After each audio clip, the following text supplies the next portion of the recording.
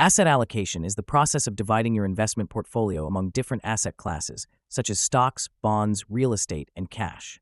It's a key strategy for balancing risk and return based on your financial goals, time horizon, and risk tolerance. The idea is to spread your investments across various types of assets to reduce the impact of poor performance in any single area. Each asset class has unique characteristics. Stocks typically offer high growth potential but come with higher risk.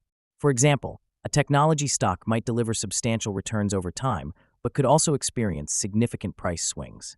Bonds, on the other hand, are generally more stable and provide steady income, making them a safer choice but with lower returns. Cash and cash equivalents, like savings accounts or treasury bills, are the safest but offer the lowest returns. Real estate or alternative assets like commodities can provide diversification and protect against inflation.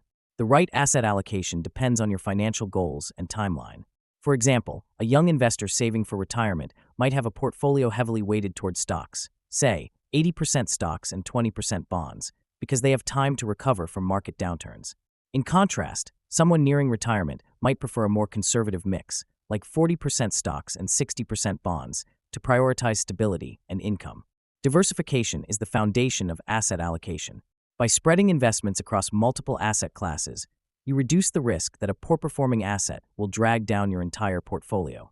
For example, if the stock market declines but your bond investments remain steady or increase, your losses will be minimized compared to having all your money in stocks.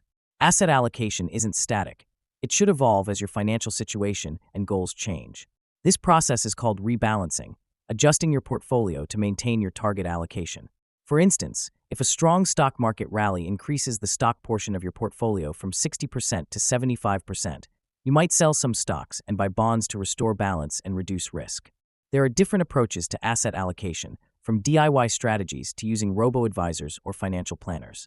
Target date funds are a popular option, automatically adjusting the asset mix as you approach a specific goal, like retirement. In summary, asset allocation is a strategy to distribute your investments across different asset classes to balance risk and return. It's tailored to your goals, timeline, and risk tolerance, and it evolves over time through rebalancing.